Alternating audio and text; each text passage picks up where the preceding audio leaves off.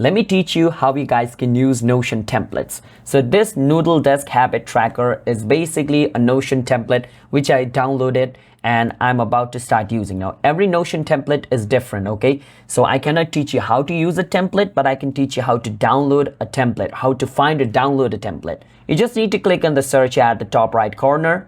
And over here, you can just write template and templates option will show up. Just click on it. And this is Notion's custom marketplace where you can buy templates. You can search for a template you want. Let's say I want to search for a Notion template about saving money. So I can say money and every Notion template related to money is going to show up. So I want a money tracker, so I will choose this.